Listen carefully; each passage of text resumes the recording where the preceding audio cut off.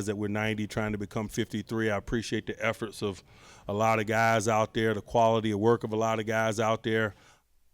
And the Steelers are already making some moves, getting closer to that 53-man roster. Hi, welcome to Steelers Live. We have a trade to report for the Pittsburgh Steelers. Labs, this is dealing with some special teams guys. Everybody calm down. It's not necessarily wide receivers, but the Steelers trading with the Oakland Raiders. I'm calming you down, too.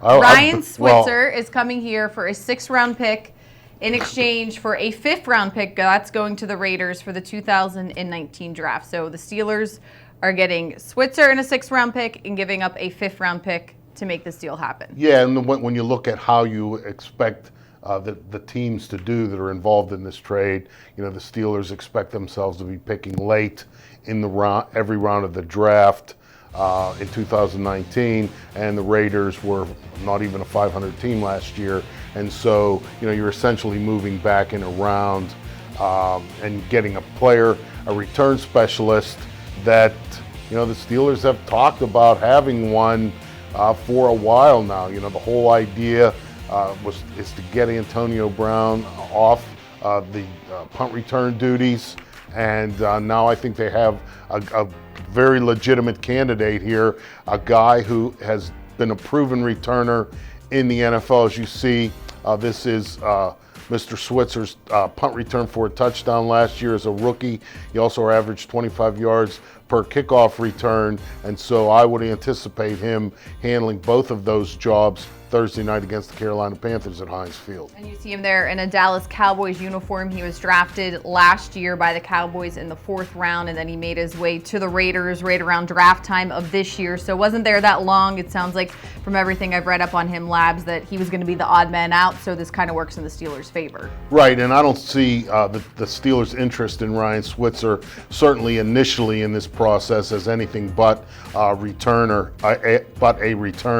And last week, or Saturday, yeah, that was last week. Last week, Cam Sutton got a chance. And, one of the things that Mike Tomlin will not tolerate from his return people are losing the football. Cam Sutton fumbled a punt return last Saturday against the Tennessee Titans, and I remember saying in the press box, he's done, because that's usually a zero-sum situation with this head coach. One fumble is enough, and that was his.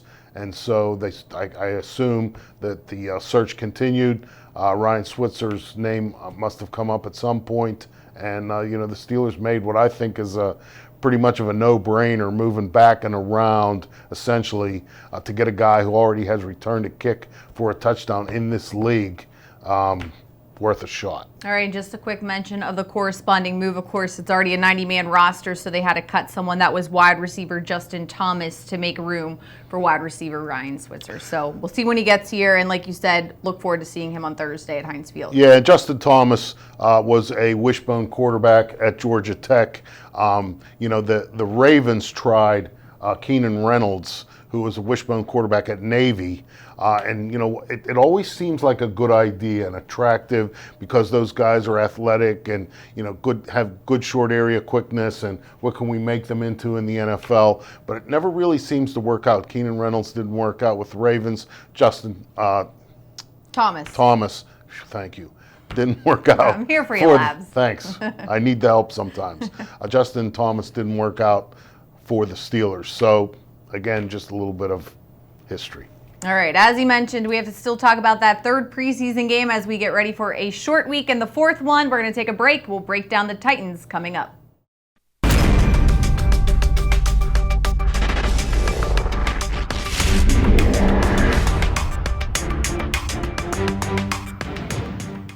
All right, the Steelers back on the practice field today at the UPMC Rooney Sports Complex. Let's start with the good news involving 2 starters. Ramon Foster confirmed he was out there, just did individuals. The Labs, we had a chance to see him pregame before the Titans game on Saturday at Heinz Field, doing a vigorous workout as well. So good news on that front. And also TJ Watt confirmed he's inching his way back. He went through a full practice today. So stay tuned for that. No official practice report, but when those guys are talking in the locker room and they get to say things like that, I get excited about it, and it means they're on the right track. Yeah, and I wouldn't expect to see Ramon Foster in the preseason finale against the Carolina Panthers. TJ Watt might be a little bit of a different situation, only because he's only a second-year player.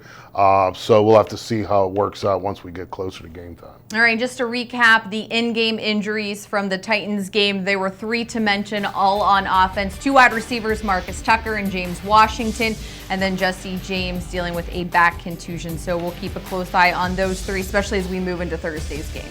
Right, and Ben Roethlisberger took responsibility for Jesse James's back contusion. James Washington has said that it's no big deal, that he will be ready, certainly for the opener. Marcus Tucker is one of those guys who's on the bubble, and as I learned once a long time ago in the Chuck Noll era, you can't make the club in the tub. All right, let's talk about the Steelers' offense. Aside from the injuries, Labs, we finally got to see Ben Roethlisberger leading the offense, Randy Fichtner helping him with plays, Ben calling some of them. What impressed you about what they were able to do with Ben in there for those 3 series? The Steelers got the ball into the end zone, which you want to see by any means necessary. Ben was, in my mind, he was accurate in describing his performance as an inaccurate day throwing the football. He did seem to be high with a lot of his passes. I don't know if it was something with his footwork, or he was trying to throw the ball too hard, or I'm not good enough on the mechanics to be able to diagnose that for the viewers and for him. But he was a little bit high in the zone pretty much consistently. Outside of that, I thought that some of the running backs showed some good things, and maybe in some areas where they hadn't shown them before. Certainly we saw James Conner looking very good running the football in Green Bay. I thought that he complemented that with a very nice performance in the passing game against the Tennessee Titans, including some chipping and some blocking and pass protection, which was a little bit of in doubt in terms of James Conner's ability to do everything the Steelers need or want from a player at that position. So I like that as well. Justin Hunter made a nice play, getting his 2 feet down on the touchdown pass, and that's something that the Steelers need from him if he is going to be carried on this roster. He's not really a special teams guy.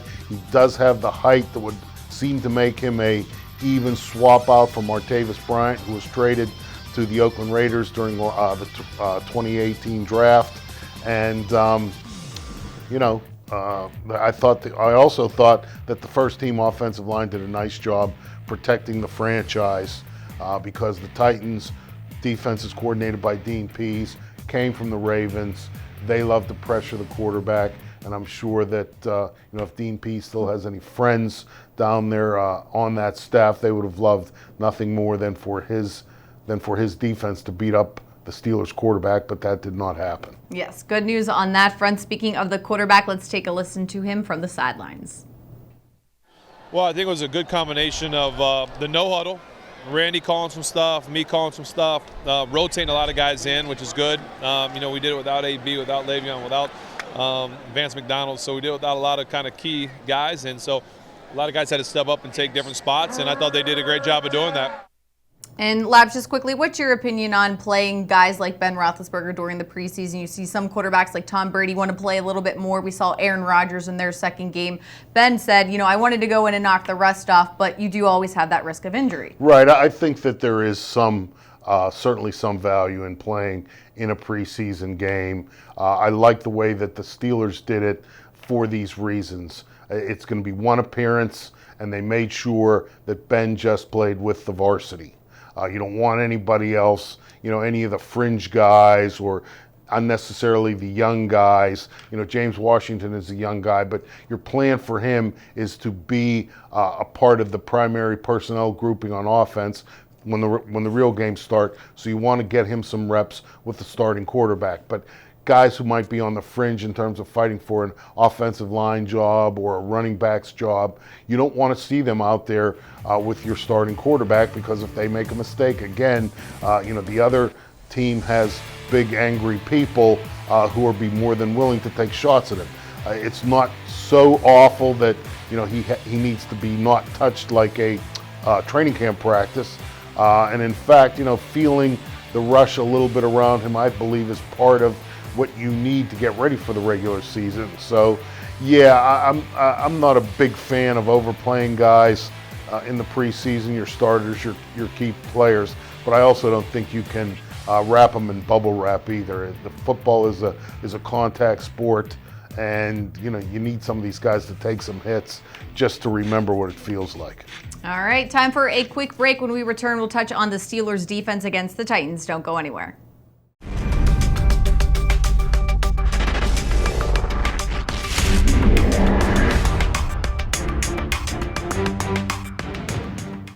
After many people were questioning the Steelers' defense after their performance in Green Bay, they responded with 6 sacks and 2 interceptions to highlight their performance against the Titans. Here's defensive captain Cam Hayward. We only got 6 sacks. I think we could have got more. I just think we can. We could have left the game with 0 points. Hooks got a sack, but could have celebrated a little bit better. But I think we just gotta be very critical of ourselves, even when we do win, because when we do that, we can stack performance on performance. And that is why Cam Hayward is usually voted captain, because 6 sacks, not good enough for him, Labs. No, and I always like to look at it, divided up. What did the first unit do? And the first unit played 7 series. The Titans didn't score. They punted 5 times. The Steelers had an interception, and then the 7th possession was a 1-play kneel down. The Titans, with their most productive offensive drive, only netted 40 yards. There were 4 3-and-outs. I mean, this was a solid performance all around. You look at, some of the numbers, the rushing stats. The Titans only rushed for 24 yards on 12 carries in the first half. And they were playing Derrick Henry. They were playing some of their frontline people. Their first unit offensive line was in the game.